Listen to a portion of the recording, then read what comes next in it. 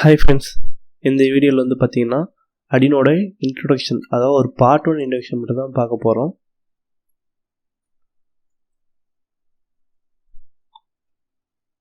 First வந்து அடினோவுக்கு முன்னாடி வந்து எம்பெடட் சிஸ்டம்னா என்ன?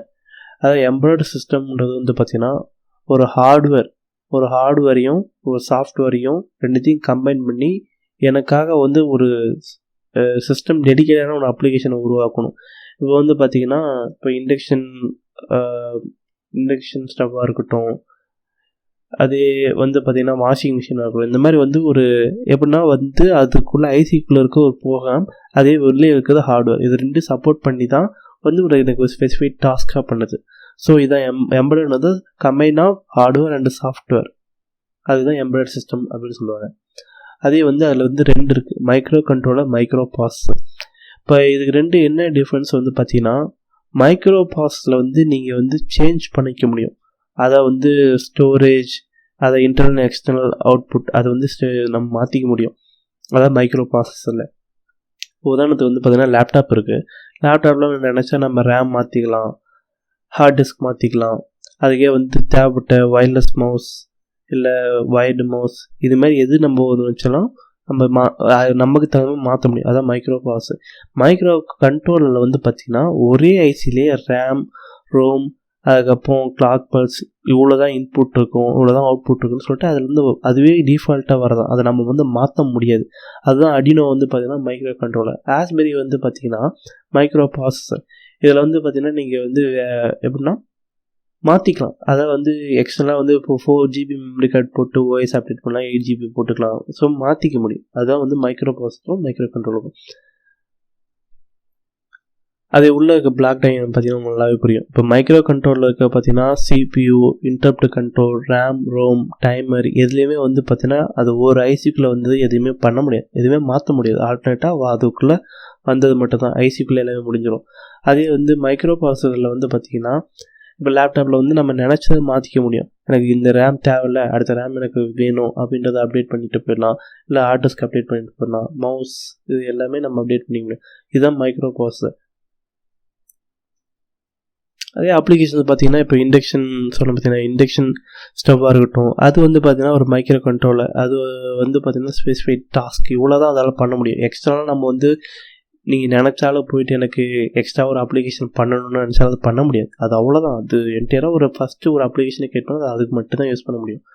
அதே மாதிரி தான் வாஷிங் மிஷினும். இப்போ வாஷிங் மிஷின் மேலே எனக்கு வந்து வேறு அப்ளிகேஷன் மாற்றணும், அதை மாற்ற முடியாது, அவ்வளோதான். இதே லேப்டாப் இருக்கும். லேப்டாப் வந்து நம்பர் ஆஃப் வந்து அப்ளிகேஷன் நீங்கள் இன்ஸ்டால் பண்ணி ஒர்க் பண்ணிக்கலாம். அதே வந்து இப்போ வந்து இன்டர்னல் ஐசி கோர் இருக்குது. இந்த மாதிரி வந்து இந்த இது எனக்கு தேவையில்லை, இந்த ப்ராசஸ் தேவையில்லை, எனக்கு AMD ப்ராசஸ் வந்து ரீப்ளேஸ் பண்ண முடியும். ஸோ அந்த மாதிரிலாம் வந்து நம்ம போய் இண்டக்ஷன்ஸ் இதுலேயே நம்மளால் சேஞ்ச் பண்ண முடியாது. இதுதான் மைக்ரோ கண்ட்ரோலுக்கும் மைக்ரோ ப்ராசஸருக்கும் உள்ள வித்தியாசம். இப்போ அடினோன்றது வந்து மைக்ரோ கண்ட்ரோலர். ஸோ ஏன் இந்த அடினோக்கு போகணும்?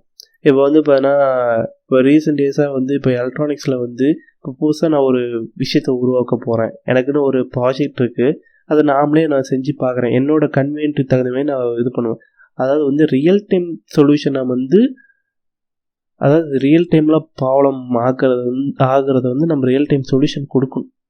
அதாவது இப்போ வந்து அடினோ வந்து பார்த்திங்கன்னா platform easy to use, hardware and software எடுத்து நம்ம ஈஸியாக யூஸ் பண்ண முடியும்.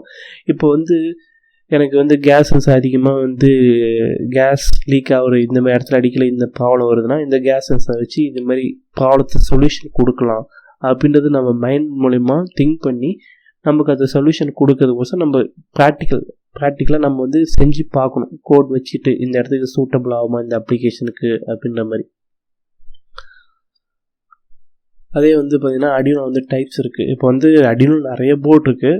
மேஜராக அதிகமாக இந்த 3 போர்டு தான் அதிகமாக யூஸ் பண்ணுறது. பார்த்திங்கன்னா மெகா, யுஎன்ஓ, அப்போ நேனோ.